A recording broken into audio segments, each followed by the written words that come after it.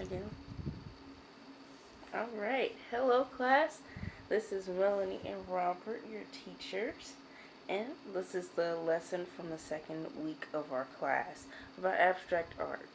Alright, if you wanted to view any of our videos from any of the past classes, they should all be included in or around the email that this lesson is in. Alright, so here I'll give it away to Robert.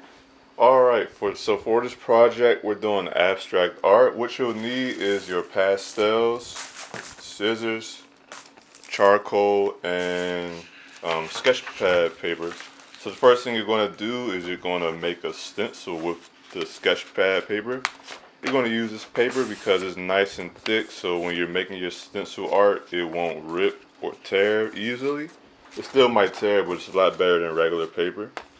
So first thing you can do, or this is one of the methods you can do, you can just make it any old shape you want. Right here I'm going to make like a diamond shape, so pretty simple, it's just one triangle, bing bam. And then obviously when you take it apart you will have a little diamond right there.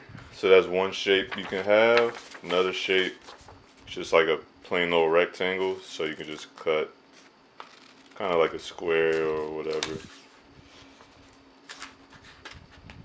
Boom, bam. So I have two pretty basic shapes. You can also use like real stencils or a coloring book to like trace out the shapes in the coloring book and make that as a stencil. But we're going to keep it kind of simple for this video. So the next thing you're going to do is take your charcoal and you're going to tone your paper like we did in the first class.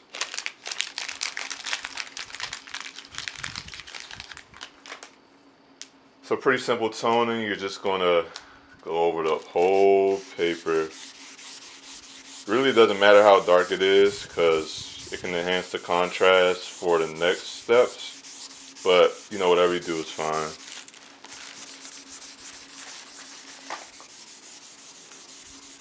And make sure, very important, that you use Vine charcoal, not compressed. Compressed is going to just make it look nice and nasty for you. And it's not going to be very useful to work on. So use that Vine. Do it for the Vine.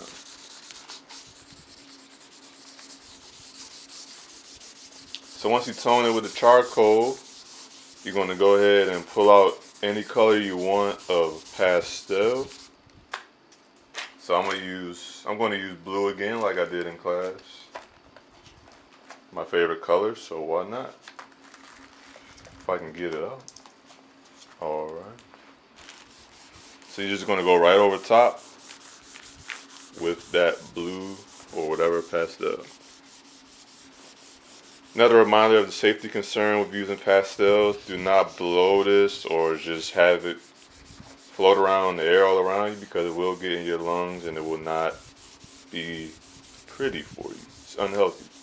So some of the things that we spoke about doing, just for safety regarding the pastels, are if you need to wipe off your paper, say you have a lot of dust like you see here, take it directly to your trash can and gently sweep it off.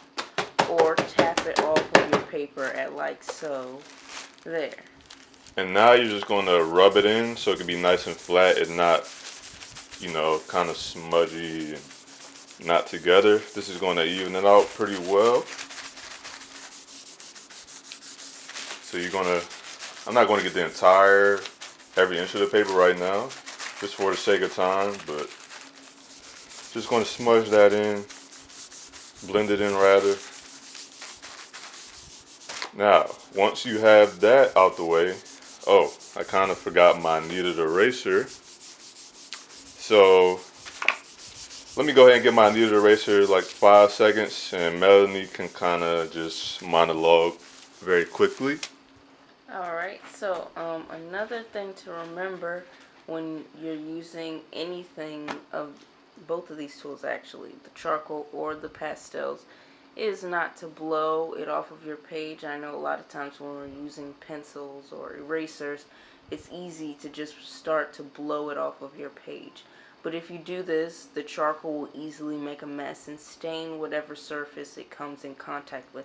That's why we have this right here on the table. And if you do the same thing with the pastels, you'll obviously make dust that is harmful to your lungs. Alright, I'm back. So, kneaded eraser, definitely an important item you need. Sorry I forgot about that. But for the next step,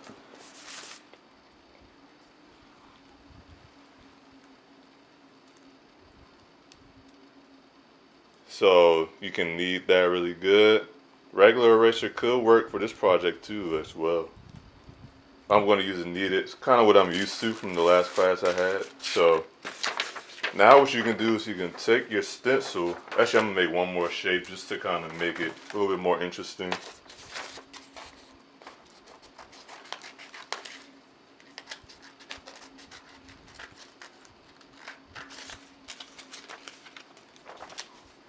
So once you have your stencils, whatever stencils you buy or make, what you're going to do is you're going to take the stencil and you're going to use your kneaded eraser or whatever eraser you have, and you're going to basically reveal the stencil by erasing just what's in the stencil.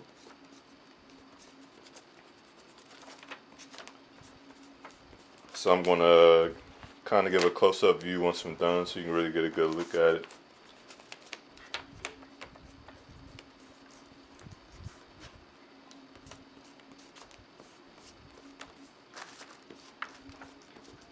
Alright, so once you do that, you're going to have something like this, just so you can see it a little bit better. Right there. And then you can do that multiple times, make some nice patterns. I'm going to do a little bit more of that before I go to the next step.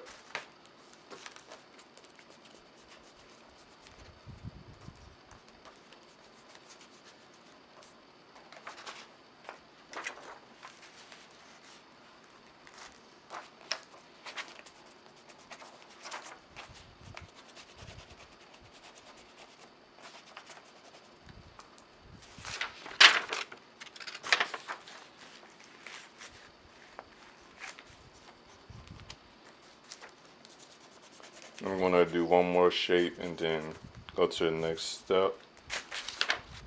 So let me do something like this.